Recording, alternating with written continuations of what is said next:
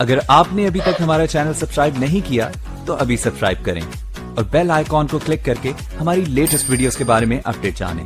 Subscribe کیجئے. بات والے ہندوستان میں دیکھو تو کیونکہ وہ ان کی تعلیم وہ زیادہ پروڈیوس کرتی ہے وہ پروفیشنز جو پاکستان میں نہیں کر رہے. ہمارے ملک کے اندر کئی سبجیکٹس کے اندر کئی پروفیشنز میں لوگ ہی نہیں ملتے، تو ہمیں آئیڈیا ہی نہیں تھا. اور مجھے کئی دفعہ اسٹوڈنٹس کمپلین کرتے تھے کہ جی ہمیں نظر انداز کیا گیا، میرٹ نہیں ہے. پھر جب وہ اپنے کورس پڑھ رہے ہیں، اسکالرشپ پہ پیسے ختم ہو گئے، وہ کوئی چکر لگا رہے ہیں. تو اتنے مجھے کمپلینٹس آئے. جو تعلیم کا نظام ہے اس کی سب سے بڑی اگر میں کہوں کہ تعلیم کا نظام ہم بنا رہے ہیں، اس کا پرپس کیا ہے؟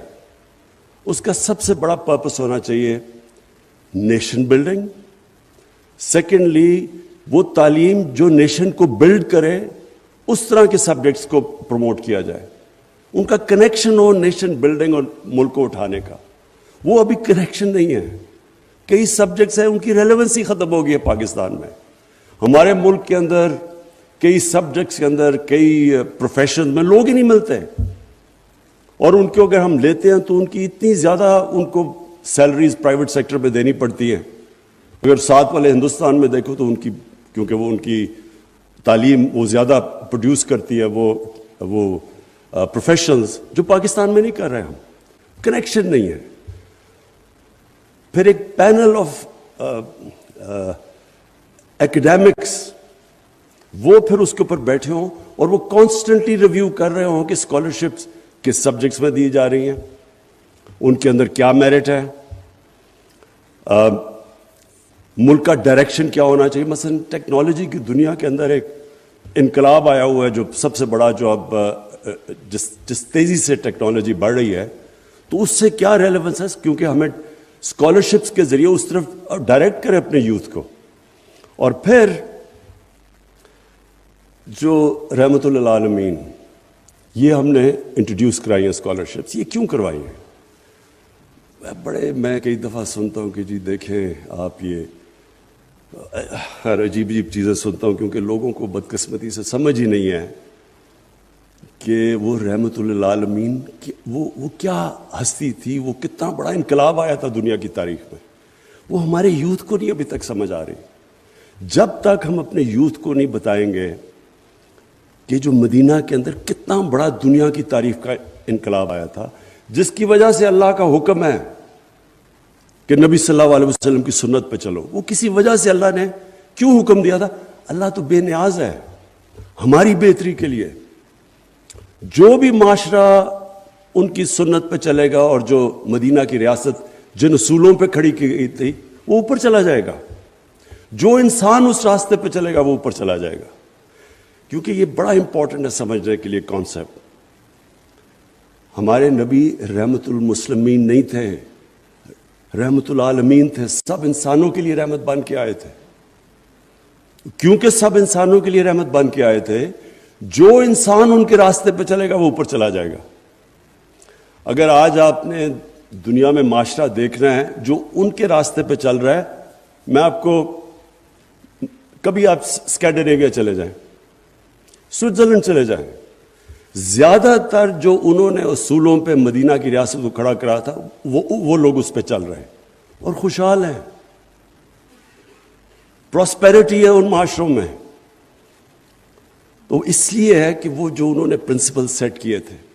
تو اس کا مقصد کیا ہے؟ پہلے تو اپنے دیکھیں دین میں زبردستی نہیں ہے. آپ کسی کو دین زبردستی نہیں، وہ تو قرآن کی حکم ہے اللہ کا.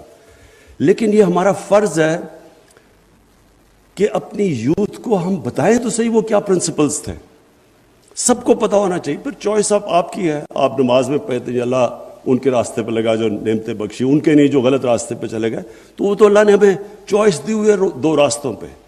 لیکن ایک معاشرے کی ذمہ داری ہے کہ ہم بتائیں تو صحیح وہ راستہ کیا ہے. اور اسی لیے یہ پہلی دفعہ رحمت للعالمین اسکالرشپس ہم نے انٹروڈیوس کروائی ہیں کہ ہمیں ایک انسان بنائے. ان کے راستے پہ چل کے ہم انسان بنتے ہیں.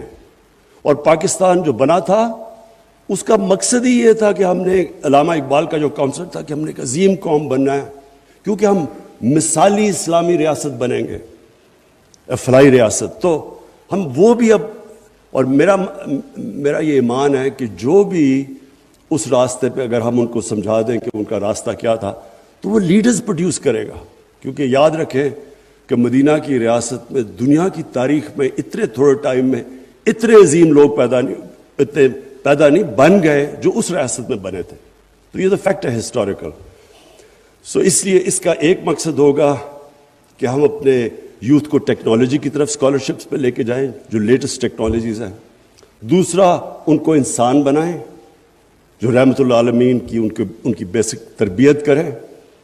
اور تیسری چیز میرٹ لے کے آئیں. اور چوتھی چیز کہ اس طبقے سے ہم لوگوں کو اوپر لے کے آئیں جس میں سب سے زیادہ ہنگر اور ڈرائیو ہے. دیکھیں میں کرکٹ جب کھیلتا تھا تو میں ایچ ایس این کالج گیا. سب سے بہتر sports facilities H S N college میں تھی. ہمارے پاس گراؤنڈیں تھیں، ہمارے پاس کوچز تھے. لیکن جب ہمارا میچ ہوتا تھا کلب سے، جن کے جو وہ کھلاڑی تھے وہ سڑکوں پہ کھیلتے تھے، رات کو وہ منٹو پارک میں کھیلتے تھے، وہ ان کے اندر جو ہنگر اور ڈرائیو تھی وہ ہمارا ایچ ایس این کالج کے لڑکے ان کا مقابلہ نہیں کر سکتے تھے.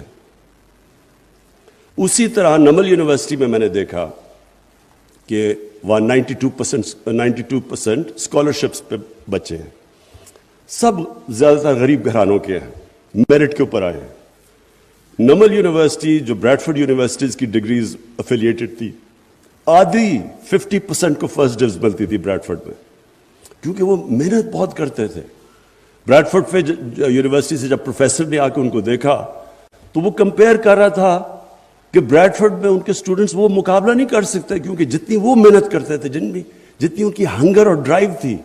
تو جو ہمارا کرکٹ میں اوپر آتے تھے وہ ہماری طرح کے پریولیج بیک گراؤنڈ کے بچے ان کا مقابلہ نہیں کرتے تھے، ان میں زیادہ ڈرائیو تھی.